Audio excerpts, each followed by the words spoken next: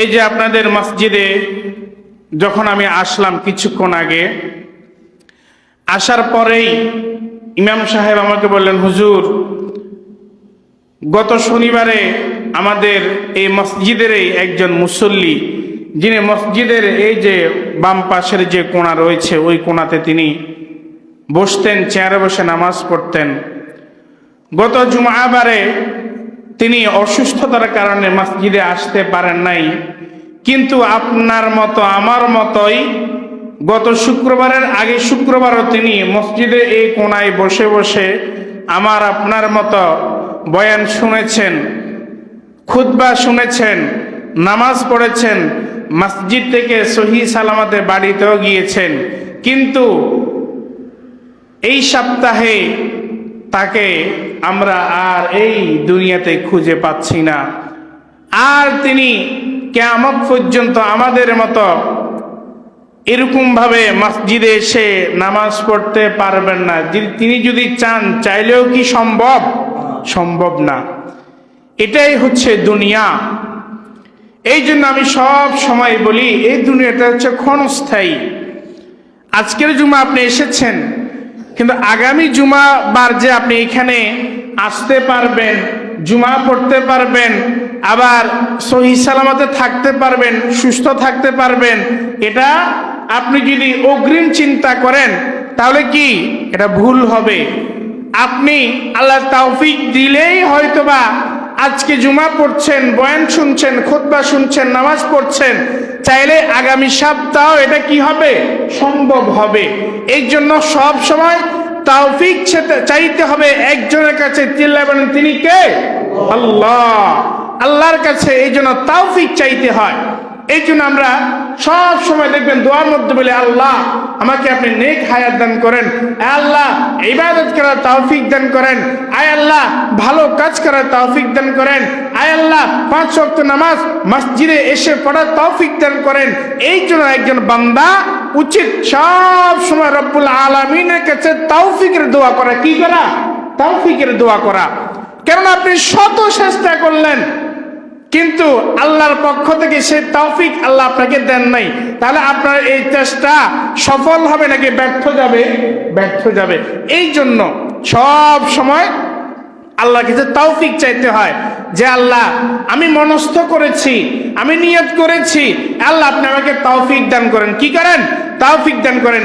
এই জন্য যখন রমজান মাস আসতো, রমজান মাস আসার 2 মাস আগ থেকে রাসূলুল্লাহ সাল্লাল্লাহু আলাইহি ওয়াসাল্লাম আল্লাহর কাছে তৌফিকের জন্য একটা দোয়া বেশি বেশি করে পড়তেন।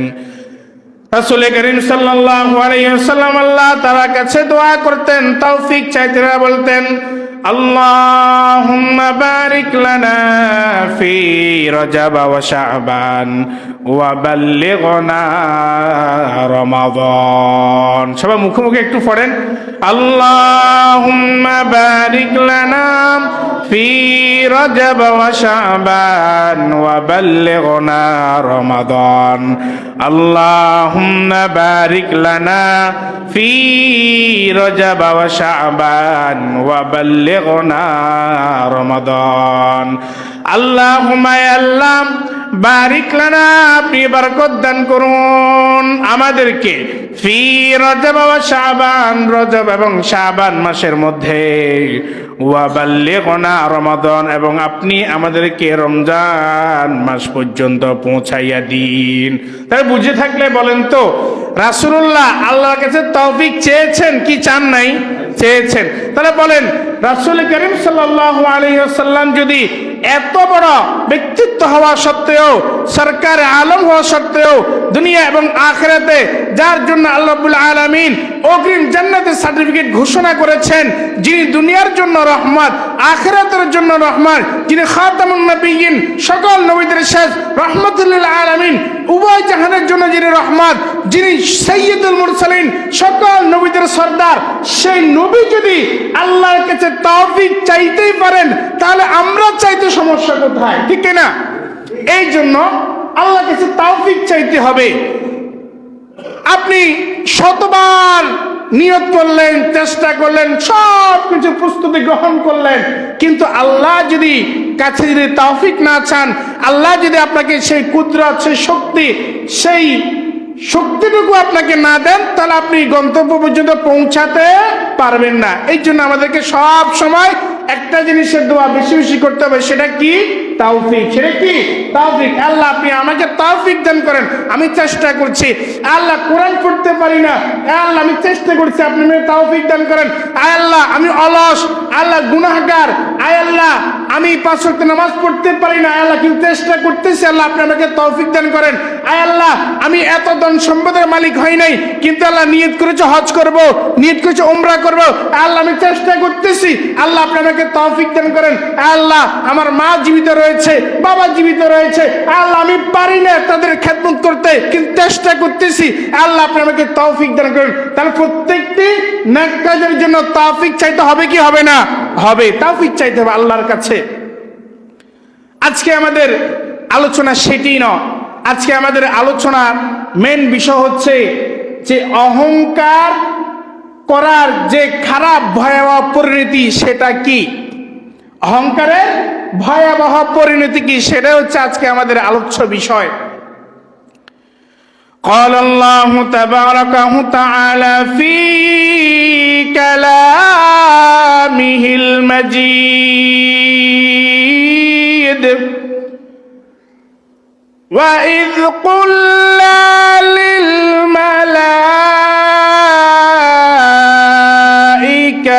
اسجدوا لآدم فسجدوا إلا إبليس أبى واستكبر وكان من الكافرين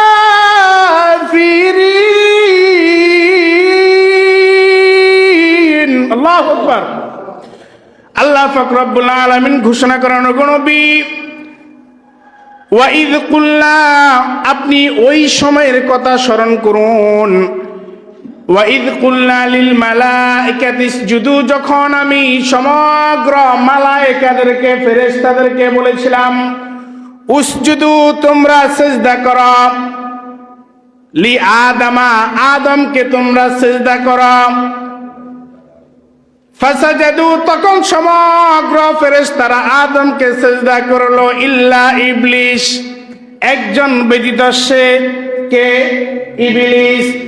আল্লাহ রাব্বুল আলামিন আমাদের কলিজার টুকরা নবী মুহাম্মদ সাল্লাল্লাহু আলাইহি ওয়াসাল্লামকে লক্ষ্য করে, নবী আপনি ওই সময়ের কথা স্মরণ করুন যখন আমি রব্বুল আলামিন সমগ্র ফেরেশতাদের মধ্যে ঘোষণা করিয়ে দিলাম, সমগ্র ফেরেশতাদের মধ্যে বলিয়া দিলাম, ও ফেরেশতারা তোমরা আমার সৃষ্টি, মাটির সৃষ্টি আদমকে উসজুদু কি করো? সিজদা করো।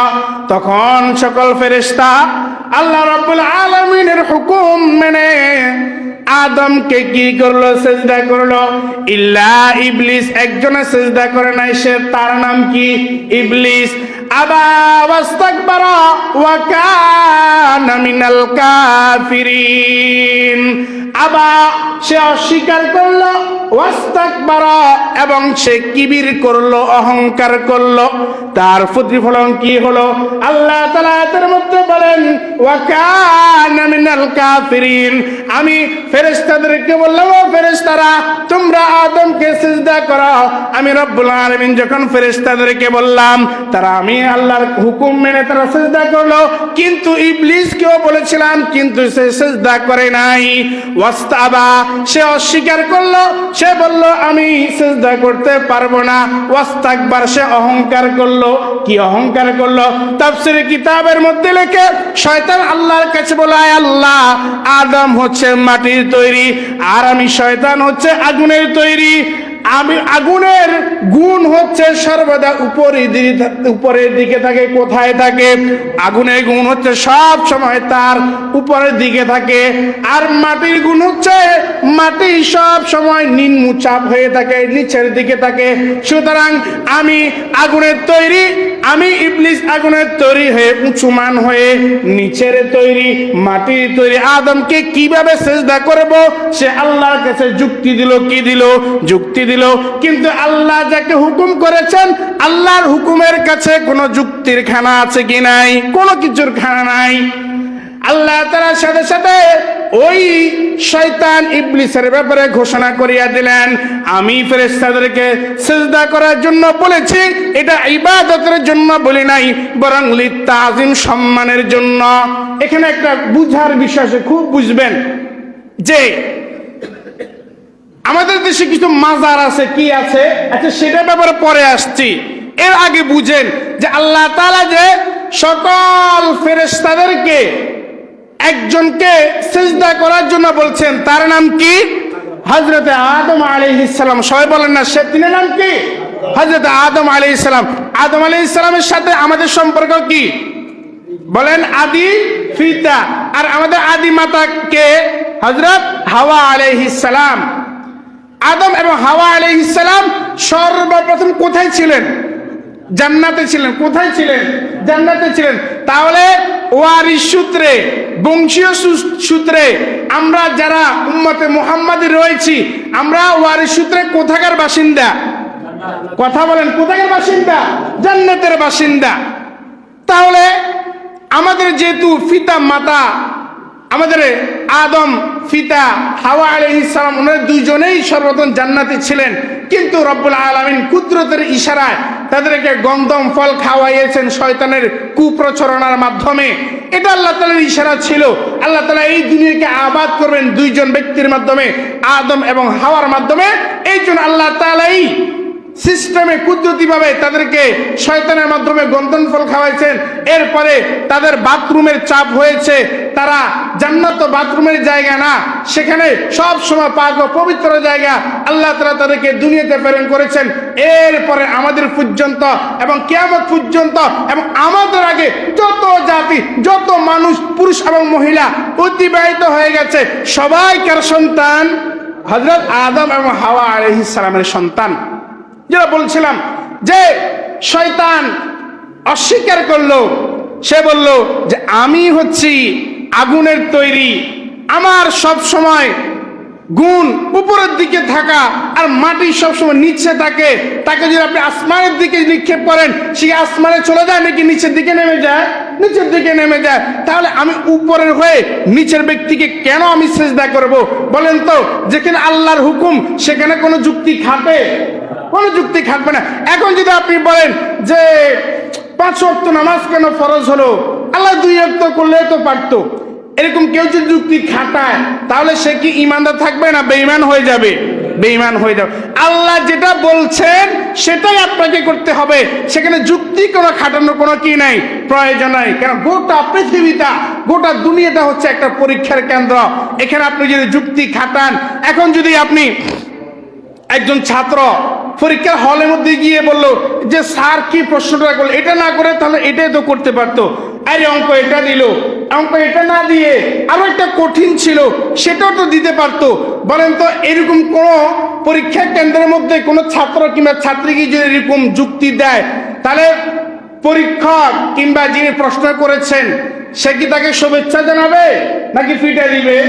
অবশ্যই ফিটা দিবে। তাহলে দুনিয়ার হাইসিয়তে, দুনিয়ার দিক থেকে আপনি চিন্তা করলে তো বিষয়টা স্পষ্ট হয়ে যায়। তাহলে আহকামুল হাকিমিন রব্বুল আলামিন, যিনি আসমান জমিন, সাত আসমান জমিনের নিচে যত কিছু রয়েছে, আমাদের আগে আমরা কিয়ামত পর্যন্ত যত কিছু আসবে সব কিছু সৃষ্টি করেছেন এবং পরিচালনা করবেন। এবং শুধু এই ইহকাল না, পরকালেও যিনি মানুষকে ভালো মন্দ হিসেবে মানুষকে শাস্তি দিবেন, পুরস্কার দিবেন, সেই রব্বুল আলামিন যদি কোন একটা বিষয় আদেশ করেন, সেখানে কোনো যুক্তি খাটবে? খাটবে না। শয়তান আল্লাহর কাছে যুক্তি খাটলো, আল্লাহ আমি আগুন হয়ে উপরের জিনিস হয়ে আমি নিচের জিনিস, আমি আদমকে সিজদা করতে পারবো না। আবা সে অস্বীকার করলো, ওয়াস্তাকবার, এবং সে অহংকার করলো, যার প্রতিফলন রব্বুল আলামিন কোরআনের মধ্যে বলেন, কোরআনে কারিমে সূরা বাকারার 34 নং আয়াতের মধ্যে বলেন, আবা ওয়াস্তাকবার ওয়া কানা মিনাল কাফিরিন। সে যখন অহংকার করলো আর বলল আমি আদমকে সিজদা করতে পারবো না, ওয়া কানা মিনাল কাফিরিন, আল্লাহ তাআলা সাথে সাথে তাকে কাফেরদের দলভুক্ত করে দিয়েছেন। বলেন না নাউজুবিল্লাহ। কাফেরদের দলভুক্ত যারা হবে, এটা কি জান্নাতি হবে না জাহান্নামী হবে? এটা কি সুসংবাদ না দুঃসংবাদ? অবশ্যই দুঃসংবাদ। আল্লাহ আমাদেরকে শয়তানের সকল প্রকার প্ররোচনা, ষড়যন্ত্র থেকে হেফাজত করুন, সকলে বলেন আমিন। এবার আসেন যে আল্লাহ তাআলা যে খুব বুঝেন, সবাই বুঝবেন, আপনারা অনেকে অনেক সময় এগুলো সম্মুখীন হন। আল্লাহ তাআলা যে এই ফেরেশতাদেরকে বললেন তোমরা আদমকে সিজদা করো, এটা কি বাস্তবে কি ইবাদতের জন্য সিজদা করার জন্য বলেছেন, নাকি লিত্তাযিম, সম্মানের জন্য? কিসের জন্য? সম্মানের জন্য। ইবাদত একজনের জন্যই, তিনি কে? আল্লাহ। আল্লাহ ব্যতীত দ্বিতীয় কেউ ইবাদতের যোগ্য নয়। কেউ যদি দ্বিতীয় কোনো কারো ইবাদত করে, সে ঈমানে থাকবে না, বেঈমান হয়ে যাবে। যেমন আমাদের দেশে দেখবেন যারা বিজাতি আছে, যে বিশেষ করে আমরা যেহেতু আমাদের আশপাশে হিন্দুরা বসবাস করে, দেখবেন তারা মূর্তির পূজা করে। কিসের পূজা করে? মূর্তির পূজা করে।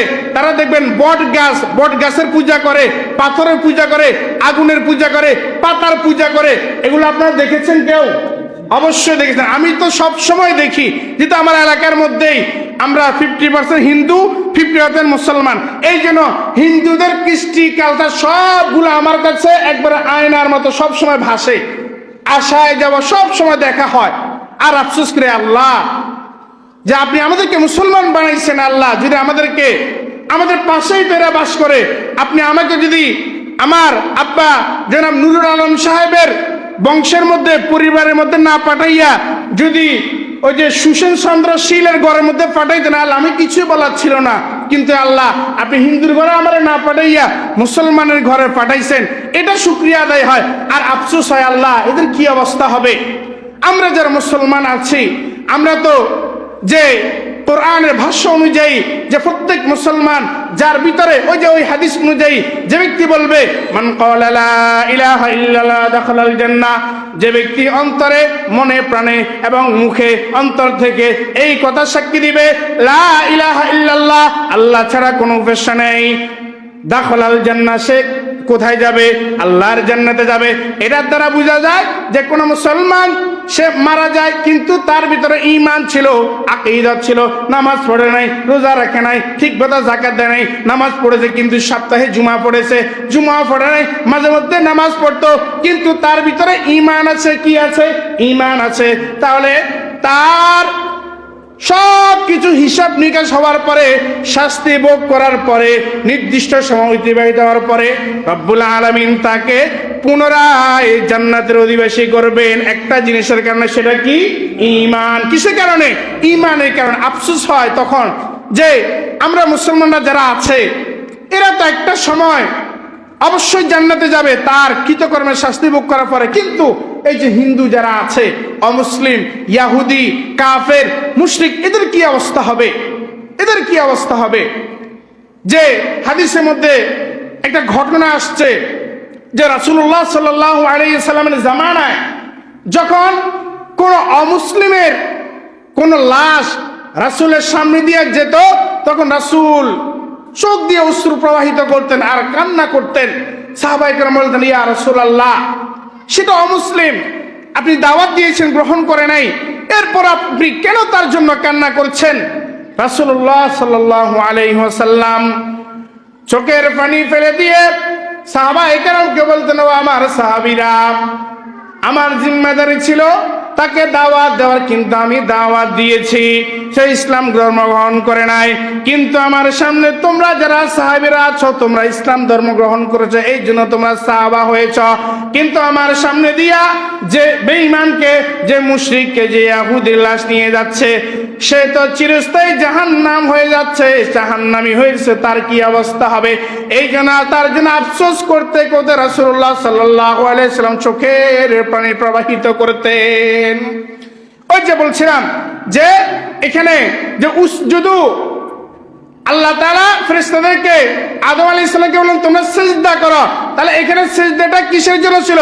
ইবাদতের জন্য ছিল নাকি সম্মানের সিজদা ছিল? সম্মানের সিজদা ছিল। এবারে আসেন,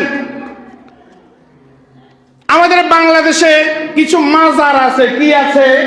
মাজার আছে। আলহামদুলিল্লাহ, আপনাদের এই সোসাইটিতে কিন্তু আমি কোনো মাজার আছে কিনা জানা নাই। কোনো মাজার আছে? কোনো মাজার নাই। তবে মাজারেরও একটা ব্যাখ্যা আছে। গোটা পৃথিবীতে যত কবরস্থান আছে সবগুলাই মাজার। কি?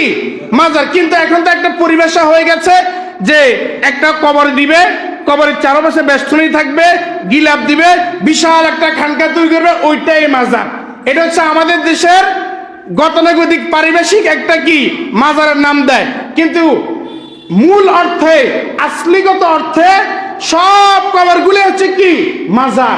এবার আসেন, আমাদের দেশে যে সকল মাজারগুলো আছে, যেহেতু আমার আজকে 2 বছর ধরে চট্টগ্রাম থাকা হচ্ছে, চট্টগ্রামে আমি দেখেছি যে বাইজিদ বুস্তামি রহমতুল্লাহের মাজারে আমি গিয়েছি, 2 বার গিয়েছি শুধু তাদের কার্যক্রমগুলো দেখার জন্য। ওই যে মাইজবান্ডার, বিশাল অবস্থা, আপনি পুরো মাইজবান্ডার পুরো দিন ঘুরলেও শেষ করতে পারবেন না। আর ওইখানে গেলে মানে যার ভিতর প্রকৃত ঈমান আছে সে শুধু চোখের পানি ফেলবে আর কান্না করবে আর আফসোস করবে, আল্লাহ কি হচ্ছে এখানে? যে মানুষ ইবাদতের নামে গায়রুল্লাহর কাছে, কবরে যে ব্যক্তি আছে তার কাছে চায়, সেখানে গরু দেয়, ছাগল দেয়, মান্নত করে, বিশাল বিশাল মহিষ সেখানে দেয়, আর সেখানে মাজারে গিয়ে একবারে সিজদায় 10, 15, 20 মিনিট পড়ে থাকে সিজদায়, কেউ বাধা দেয় না। এরপরে হিন্দুরা যেরকম এইভাবে কার কাছে চায়, ভগবানের কাছে, তারা তো আল্লাহকে মানে, আল্লাহ একজন আছে এটা মানে, কিন্তু ঈমান আনে না। তো হিন্দুদের পদ্ধতিতে আমি মাজারে দেখেছি, এই যে মাইজবান্ডারে, বাইজিদ বুস্তামি মাজারে, আর অনেকগুলো মাজারে যাওয়া হয়েছে। আমি গিয়েছি দেখার জন্য। আমি যদি না দেখতাম সশরীরে, তাহলে আপনাদেরকে এরকম ব্যাখ্যা করে বলতে পারতাম না। এই জন্য আমি দেখেছি, যাতে আমাদেরকে, আপনাদেরকে, মুসল্লিদেরকে, জাতিকে, উম্মাহকে বলতে সহজ হয়, এই জন্য আমরা সেগুলো দেখার জন্য গিয়েছি।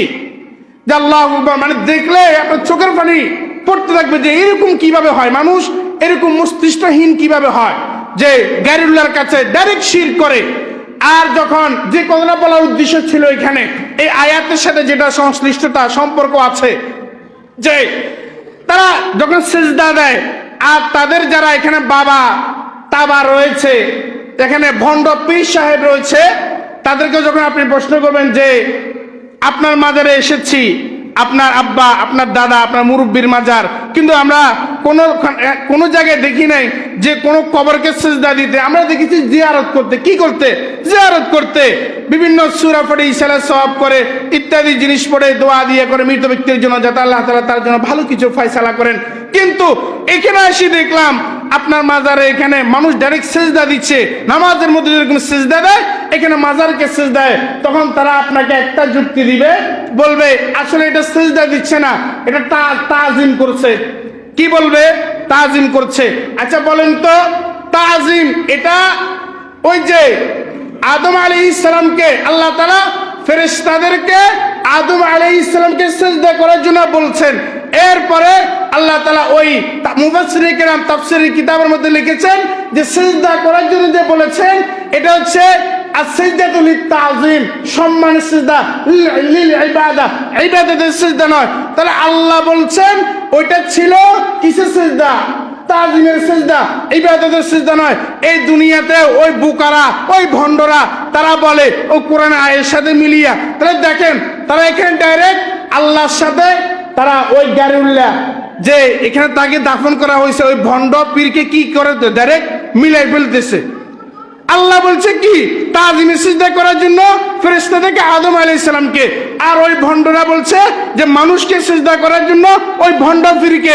এটাও বলে না এই সিজদায়ে তাজিম, বলেন না নাউজুবিল্লাহ। কোন ব্যক্তি যদি কোনো মাজারে গিয়ে সিজদা করে, ওই বাবার কাছে, ওই খাবার কাছে যদি ছেলে সন্তান চায়, ধন সম্পদ চায়, তাহলে তার ঈমান থাকবে না বেঈমান হয়ে যাবে? অবশ্যই বেঈমান হয়ে যাবে। আল্লাহর কাছে শুকরিয়া আদায় করা দরকার যে আমরা বংশীয়ভাবে, ফ্যামিলিগতভাবে, সামাজিকভাবে আল্লাহ আমাদেরকে ওই আকীদা দেন নাই। বলেন না আলহামদুলিল্লাহ। অনেক জায়গায় আপনি এই যে আমি কথাগুলো বললাম, এগুলা বললে দেখবেন আপনার বিপক্ষে দাঁড়াই যাবে, আপনাকে প্রতিহত করার চেষ্টা করবে। এবং কি বাংলাদেশে এমনও ঘটনা আছে যে বক্তা স্টেজের মধ্যে, মসজিদের মধ্যে এই ভণ্ডদের বিপক্ষে বলার কারণে বক্তাকে কি হত্যা করার এরকম বাংলাদেশে ইতিহাস আছে।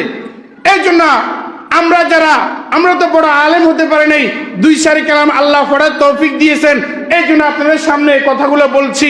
আমরা আলহামদুলিল্লাহ, আমি আমার কথা বলি, হক কথা বলতে কে আওয়ামী লীগের লোক, কে বিএনপি লোক, কে জামাতের লোক, কে সরকারি লোক, কে কোন দল, এটা আমি দেখি না।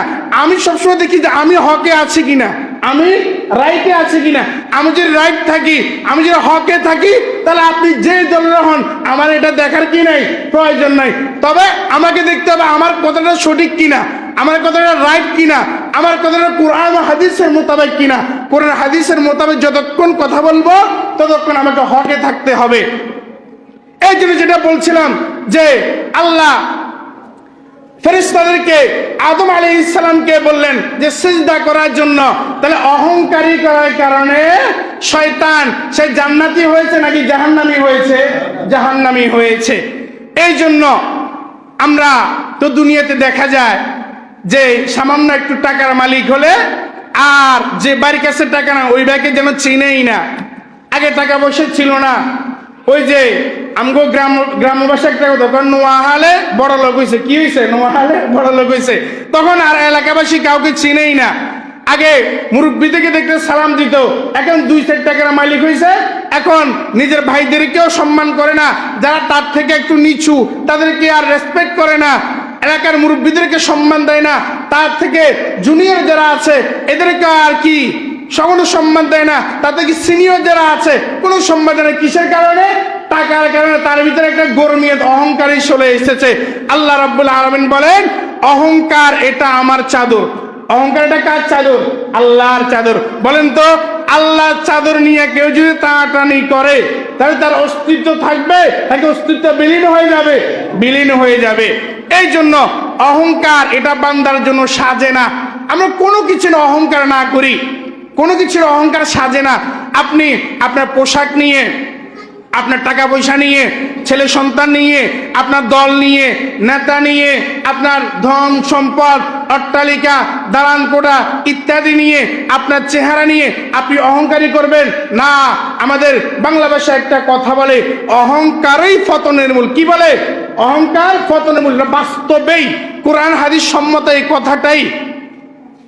যখন রাসূলুল্লাহ সাল্লাল্লাহু আলাইহি সাল্লাম বলছেন যে লা ইয়াদখুলুল জান্নাহ, যে ব্যক্তি, ওই ব্যক্তি জান্নাতে প্রবেশ করবে না, মান কানা ফি কলবিহি, যে ব্যক্তি কলবের মধ্যে বিন্দু পরিমাণ অহংকার রাখবে, রাসূল বলেন লা ইয়াদখুলুল জান্নাহ, সে আল্লাহর জান্নাতে প্রবেশ করবে না। শেষ করছি, সময় শেষ হয়ে যাচ্ছে। এরপরে সাহাবায়ে কেরাম রাসূলকে বলে ইয়া রাসূলুল্লাহ, আমাদের মধ্যে যাদের চেহারা সুন্দর, এরপরে আমরা পোশাক আশাক খুব স্মার্টলি চলার চেষ্টা করি, আমরা বাড়ি ঘর সব কিছু সুন্দরভাবে সাজিয়েছি, এটাও কি অহংকার অন্তর্ভুক্ত হবে?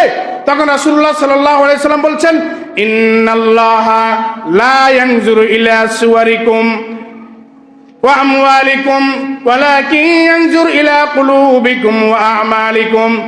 রাসূলুল্লাহ সাল্লাল্লাহু আলাইহি সাল্লাম সাহাবায়ে কেরাম যখন এই কথা বলছেন, তখন এই হাদিসের পরের অংশ হচ্ছে ইন্নাল্লাহা জামিলুন ওয়া ইউহিব্বুল জামাল। ইন্নাল্লাহা জামিলুন, নিশ্চয় আল্লাহ তাআলা সুন্দর, ওয়া ইউহিব্বুল জামাল, এবং তিনি সৌন্দর্যটাকে কি করেন? পছন্দ করেন। ওই সাহাবায়ে কেরাম বলছেন যে ইয়া রাসূলুল্লাহ, আমরা যদি সুন্দর পোশাক আশাক পরি, স্মার্টলি চলি, সুন্দরভাবে চলি, আমাদের ঘরকে, মসজিদকে, এলাকাকে, রাস্তাঘাটকে সৌন্দর্য করি, এটাও কি অহংকারী হবে?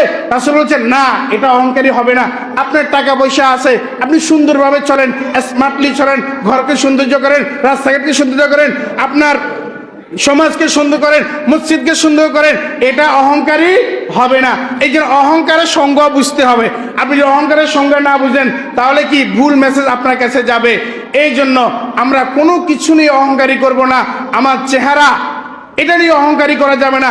একজন আমার থেকে একটু কালো, এটা নিয়ে অহংকারী করা যাবে না। কেন রাসূল বলছেন ইন্নাল্লাহা লা ইয়ানজুরু ইলা সুওয়ারিকুম ওয়া আমওয়ালিকুম ওয়ালাকিন ইয়ানজুরু ইলা কুলুবিকুম ওয়া আমালিকুম।